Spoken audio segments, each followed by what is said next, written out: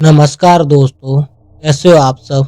आपका स्वागत है फिर से एक नई कहानी के साथ। तो आइए शुरू करते हैं। क्या थी वो कहानी।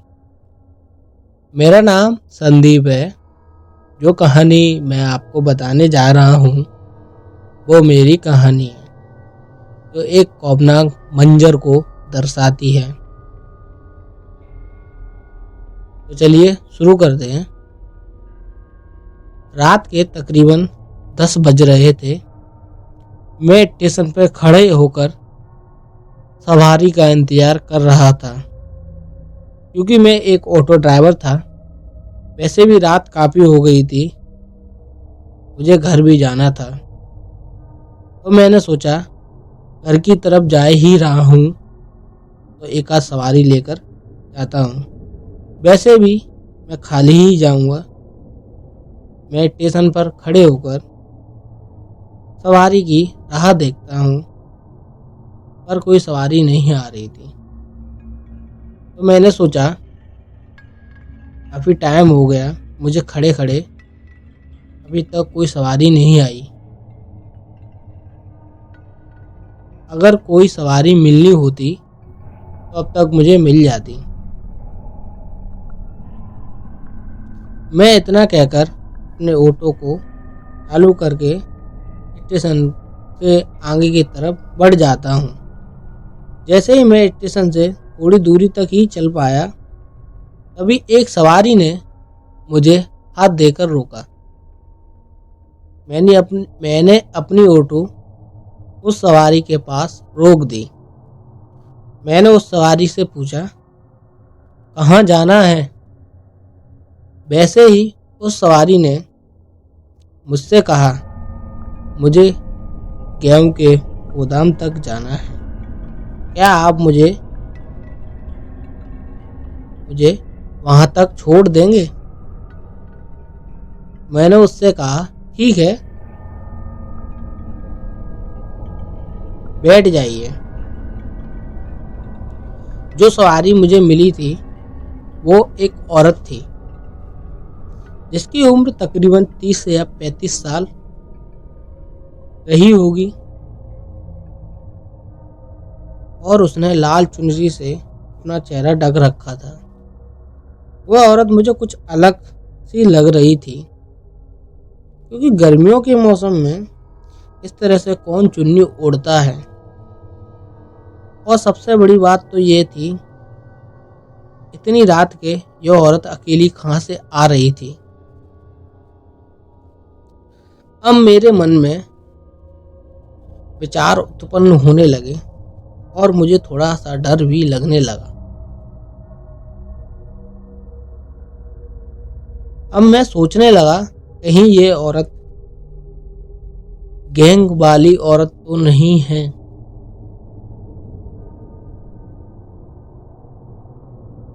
जो ऐसे ही भेष बनाकर लूटती हैं।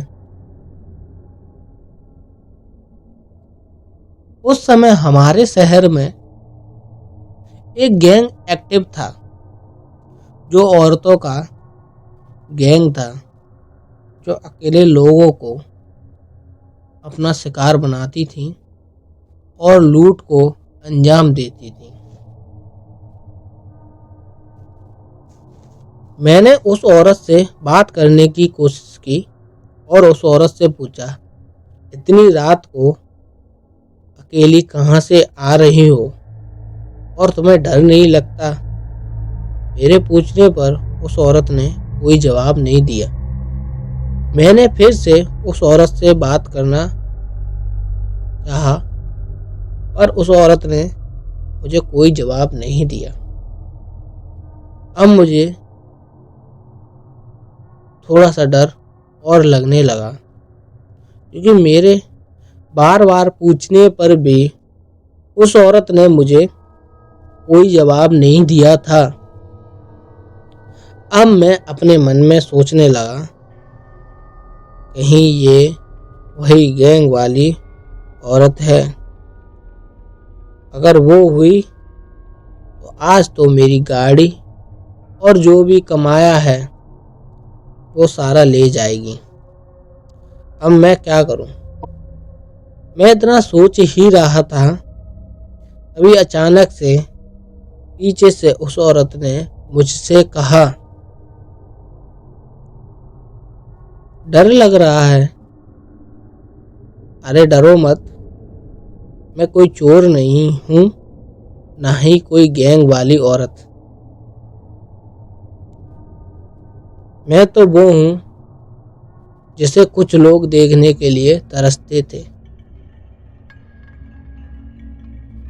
उस औरत की बातें मेरे कुछ भी समझ नहीं आ रही थीं। मैंने उस औरत से कहा, इसका क्या मतलब है देखने के लिए तरसते थे? मेरे उस इतने कहने पर उस औरत ने अपनी दास्तां सुनाना चालू कर दिया। आज से 2 साल पहले की बात है। मैं रोजाना अपने घर से काम के लिए तैयार होकर निकलती थी। मैं एक नर्स थी। मेरा छोटा सा परिवार था और खुशहाल परिवार था। मेरी एक बेटी भी थी और मेरे पति सरकारी टीचर थे। उनकी पोस्टिंग शहर से बाहर थी। वो महीने में घर पर 2 या 3 बार आया करते थे। सब कुछ अच्छा चल रहा था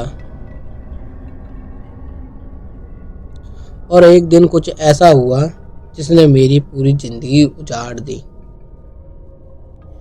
इतना कहकर वो औरत रोने लगी और शांत हो गई। मैंने उस औरत से कहा, आप रोइए मत, आप आगे बताइए, आपके साथ ऐसा क्या हुआ था जिससे आपकी पूरी जिंदगी उजड़ गई? उस औरत ने मुझसे कहा, हमारे मोहल्ले के बाहर एक लड़का रहता था। वो मुझे रोज आते जाते देखता था सुबह शाम, और वो मुझे फॉलो भी करता था, मेरा पीछा करता था। मैं इन हरकतों को देखकर उससे तंग आने लगी थी।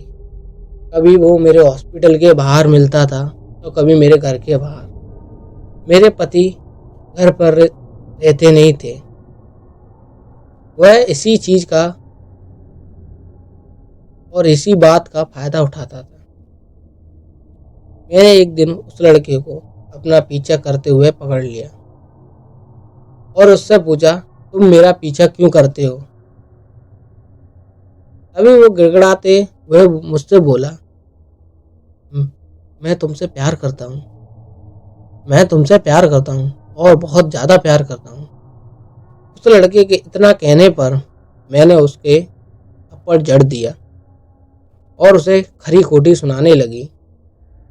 इतना कहने के बाद मैं अपने घर चली आती हूँ वहाँ से। उस दिन के बाद सब नॉर्मल सा हो गया था। फिर एक दिन हुआ कुछ ऐसा, मैं अपने हॉस्पिटल से एक शाम लेट हो गई थी क्योंकि उस दिन मरीज ज़्यादा थे, तो काफ़ी रात हो गई थी मुझे निकलते निकलते हॉस्पिटल से। तकरीबन 10 या 11 बज चुके थे। मैं जैसे हॉस्पिटल से बाहर आई तो मैंने सड़क पर खड़े होकर ऑटो का इंतज़ार किया। अब मुझे ऑटो नहीं मिले तो मैं वहाँ से पैदल ही चलने लगी क्योंकि मेरा वहाँ से घर 4 किलोमीटर दूर था। तो मैंने सोचा जब रास्ते में मिल जाएगा वहीं से बैठ जाऊंगी, तब तक कुछ देर पैदल चलती हूँ। मैं थोड़ी दूरी तक ही चल पाई थी, अभी एक कार ने पीछे से मुझे हॉर्न दिया। हॉर्न सुनते ही मैंने पीछे मुड़कर देखा। वैसे ही अचानक से उस कार वाले ने मुझे टक्कर मार दी और मैं बहुत दूर जाकर सड़क पर गिरी और मेरी वहीं पर मौत हो गई, तड़पते तड़पते।